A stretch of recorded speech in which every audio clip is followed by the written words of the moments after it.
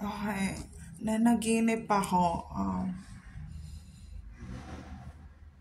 The time now is mag-2:00 na ng madaling araw and nagising ako kasi parang nananaginip ako and may isang parang na sa panaginip ko na nagsasabi na ganito mag-hold ng isang something na bagay. Hindi ko sabihin kung ano yun na. Then, itong nasa baba ng hotel, yung white van na naghabol sa akin sa Nueva Ecija hanggang Pampanga, hanggang doon sa pinakadulo nung madaling araw. Pareho nung white van na nandito sa baba ng hotel. Itong white van na to, ito rin yung white van na nakita ko noong 2012 na nasa baba ng apartel kung saan naman kami nagstay ng 15 days. Nung time na yun, din naghahabulan din and pabalik-balik ang asawa ko. So ayun, di ko alam kung anong dahilan bakit yung white van na ito, kung saan ako nakastay, nandun din siya sa baba. And then parang nagtawagan sila nung tricycle dahil hinedlight niya. So ayoko, nakaka-weird kasi sa labas din to ng Tres Terraces Condo Lagro, Fairview, Manila, Philippines. Ano ba? Paano ko ba ipakita? Nakakita nyo ba? Hindi nyo siguro makita. Hindi nyo makita, di ba? Madilim.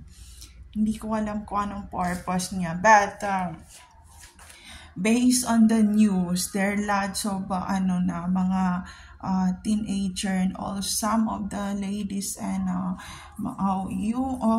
women ay lagi niya hinahabol nitong white van na to. So, hindi ko alam ba't siya dito bumabaan, bakit siya dito pumirmi sa harap ng hotel. So, ayun.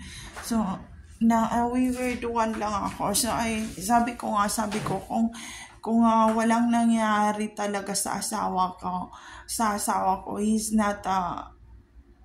not doing this to me, that let me do decision to my life alone without his permission, without him. So ayun, nakaka-weird lang kasi alam niya na hinahabol na ako kahit nung hindi pa kami nagkaanak. So yun yung problema, kaya hindi niya ako pwedeng palabasin basta-basta. But may nangyari talaga kaya nagbago ang pag-iisip ng asawa ko. There's a hazing happening to him that he is not recovered until now, this year 2023, and it's happening year 2012 nagsimula yan.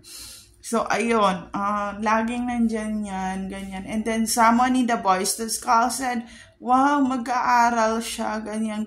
And, who cares if I go to university? Who cares if I want to go to school? Who cares? And who you are? I don't care about you.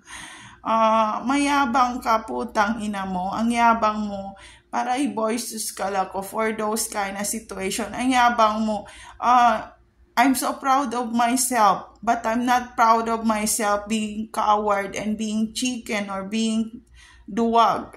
So wag ako kasi alam ng asawa ko na iba ako magalit. Kaya wag ako ang gawin mong tanga. Alam niya kung saan man siya ngayon, sasabihin yung, pabayaan mo na,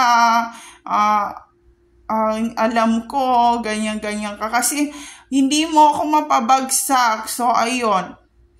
Agaan ko na lang lumabas mamaya para mabayaran yung 100 pesos na hindi ko nabayaran dito sa hotel. So, ayun lang. May nangyari sa kanya na hindi maganda and hindi niya kaya lumaban kasi madami sila. Ang nangyari niyan sa probinsya rin, meron din silang hinabol ng white van na yun. Nakakainis, diba? Mahirap lumaban doon. Mahirap lumaban doon kasi gumagawa sila ng wiring and frequency and voice to skull to attack those people, and mga 3 to 4 to 5 kilometers from the talaga nung time na yung pwede nilang gamitin yung electromagnetic to attack those people. So be careful to para bawian to mga taong to kasi masyado silang high-tech pagdating sa mga bagay. Yun lang ang napansin ko. So, yun lang. There's no safe place to all targeted individual out there. Take care always, everyone.